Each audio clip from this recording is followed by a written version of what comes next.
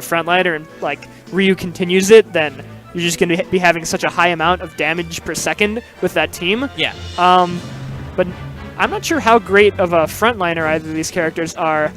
I mean, obviously, like, Ryu has all those good shield stun moves, and, you know, Sonic's pretty good as well at doing that. So, yeah, this is going to be a pretty weird team. Probably not going to be the standard, like, somebody takes the front, somebody takes the back kind of deal, but more like, okay, one of us will be in back, and then we can use whichever strength we need. Yeah, yeah. Because even though they're both really good backliners, they do opposite things really well.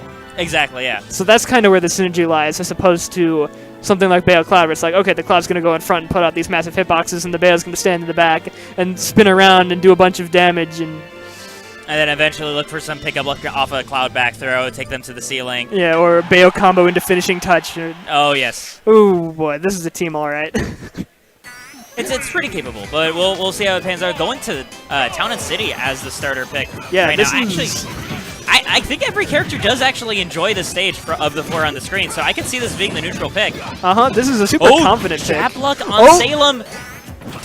He's not able to carry it all the way off the top, though. Yeah, and then Tweek just gets up there like, quit that. Get out of there. Oh, so the Sonic is Stardust. Okay, yeah. Okay. He's, oh, shoot, I forgot which state he's from, but I do know he's number 1. Oh, boy. Oh! Nice SDI. Oh, no, and the Cloud is not on the blue team. Oh, this yeah! This is going to get annoying. I mean, it's simple enough. You just... I was going to say you just remember the DLC guys are the enemies, but you got a Ryu on your team. That doesn't work. Okay, that was good DI from DarkShad. It wasn't like a DI this way and you don't get hit, but it was a... Tweek kind of has to read which direction he's going to DI, and he did the one that Tweek was not expecting. Ooh. Wow, yeah, that Witch Twist also pitching the spin dash attempt by Stardust. And trying to interrupt it. And then the Cloud was right there. Oh, this... Nice job by Salem. Yeah, good interruption. But we saw what their ideal team combo is, right? Just the Shoryuken right after the Sonic down throw. Oh, shield break on Salem, and that's going to kill him. Yep, Stardust was keeping Tweek busy.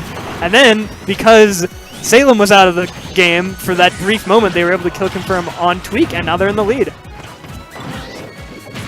So long as DarkShad can keep on to the stock, though. I mean, we see Tweek and Salem already have their eyes on him, especially with how hard it is going to be to find Stardust with an opening, given that he is Sonic.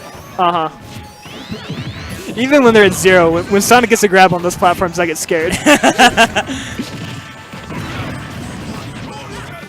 Oh, I like the attempt from DarkShad trying to interrupt the carry combo with a Shoryuken. Right, and yeah, just grab him and let your partner up smash him. The classic. That was a really good space up smash, too, because it didn't hit Tweek. Yeah, not as easy as you'd expect. Yeah. Ooh. And DarkShad recognizes that Tweek has limits. He's like, I'm not going to be able to edge guard you, but I can get Salem off my partner's back. Right. And yeah, DarkShad is just doing a great job of tanking hits, not getting hit enough. Like, blue team, I feel like, has a solid advantage in this scenario just because DarkShad is nowhere close to dying, even though Stardust is dead. But that's okay. He makes it even. He makes it even, like you said. That back air was clean. One of the partners is dying, so you kill the other one immediately. Yeah. Blue team is just finding their opportunities and taking them so well. Yeah, they're being able to capitalize on these like brief glimpses of 2v1 moments super cleanly. Oh, I like that by Stardust immediately gets behind, tries to put in some jab pressure in order to keep DarkShad safe. And yeah, if you can hit Bayonetta, it ends Witch time. So Salem did a really good job of not getting hit by Stardust's attempts to interrupt that huge damage on DarkShad. Oh boy. And if DarkShad can kill Tweek here, and that's but instead... That's exactly what we were talking about earlier. This time it was red team's turn to just take out both players one after another. Oh, you can see Salem trying to look for a footstool after the cross slash. And yeah, DarkShad is looking for his Ryu things to try and somehow take one of these stocks, but this is a really, really bad situation for DarkShad. I mean, it's actually kind of scary, though, especially on those platforms. I mean, but even if he gets a Shoryuken... Oh, this is his shot! Salem's just going to protect him, though, yeah. Great. That Nair was so smart. It did both things at once. And yeah. But that was going really well for blue team until the very end there. Yeah, the very end, red team stepped up their punish game, but up until that point, blue team's punishes are really on point. Mm-hmm. They like took the lead, and then red team caught up, and they took the lead again, and red team caught up barely. And then right at the last moment when it truly mattered, red team finally made their big play, and that put them in the 2v1, and from then on, it's basically over. I mean, they landed their finishing touch, right? That's part of the magic of the Cloud team is just the sheer punishing power of landing one of those in terms of like the tempo you get for it. It takes so much more work from the other team just to be even once you've landed one of those because of how much less investment goes into it because it's essentially you need 10 seconds to charge the limit and then one grab, one anything. So that's going to be the question. I mean, they do have the true Shoryuken, though. They do have similar kill power on deck. It's a little bit harder for them to pull together, but I think they can actually do it because we saw them keep even for almost up until that very last moment. And yeah, we're going to see the pick back to Town and City, which is understandable because like if Sonic hadn't died sub 70 on that last stock, they were easily projected to win that game. Yeah.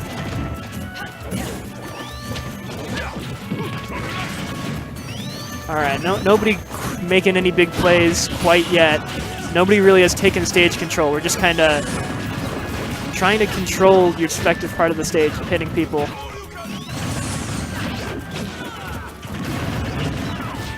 Oh boy. Blue team in a really tough situation there, yeah. That is the one unfortunate thing with this team composition. Like, if DarkShad is being comboed, at least StardusT has Spring, so he can interrupt it. But when it's StardusT being carried by Bayo, DarkShad has so little options to try to interrupt that. And yes, at this point, like, Salem has been comboing these people for a full game. And that's 3 stocks. So he has had enough time to kind of take notes and be like, okay, this is the way these people are DIing my combos. Exactly, yeah. And once you figure that out, it's like, okay, I just need to make the good read and you're dead, especially on Town and City. And this is kind of rough because we haven't really seen blue team behind so far. Like, the last game, until they were in the 2v1, they were pretty much ahead the whole game. But now that they're down a couple stocks, let's see how they play it. It's a little bit harder, especially because red team is actually keeping themselves scarce as well from those combo starter situations, right? Like, that was like the first grab we saw StardusT really land, and that only happened while DarkShad was not in a position to follow up. There we go, the second one does it. Oh! The true Shoryuken still comes in through, though. Yeah, he ran like right in because he knew Salem was right there.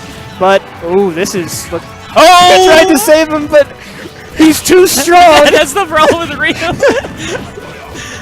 He doesn't know his own strength. I guess like you'd have to nair as Ryu then in order to make it. I was thinking like down air. Oh yeah, like, down air could also work. Yeah.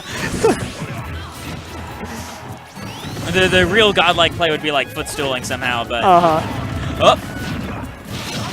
Oh, okay, that almost killed Bayo. That would have sucked.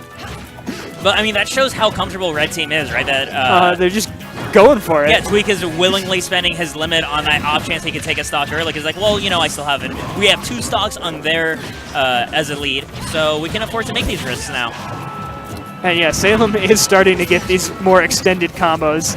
Even when they don't kill, they're doing huge amounts of damage, and that's really bad for. Ooh. What killed the Ryu? Up air. Oh, it was up air, all right. Just cloud up air. Just cloud up air. What else? It was so fast. I blinked and then suddenly I saw kill sparks and he was dead. He also like got hit out of the up air by Bayo, but that's what made it ambiguous. Yeah, it was like a couple frames of that up air there, and there goes Ryu. Oh boy. Trying to go for it again, but he still spaces it perfectly so he can reach the ledge afterwards. It starts a combo, but that could have been worse. Okay. And yeah, that was only winner's quarters, so that's the end of the set. I do like that. It could have been worse, even though he's still dead. Yeah. So is it really any better? You could have died more. Could have died harder been worse in that situation. I mean, it was what you pointed out that they had that whole first game to digest the way that the blue team was playing, and that started to come through really clearly in that second game, especially with those DI mix-ups that Salem was giving out, where it was just like, okay, I had 3 stocks for each of you, now I know how I need to kill you guys, and from that point on, he was getting like 70% of all his conversions, which is then cloud kill percent, so that's what they needed. And also, like, Cloud Bayo is a super common team. It's super, like, by the book, so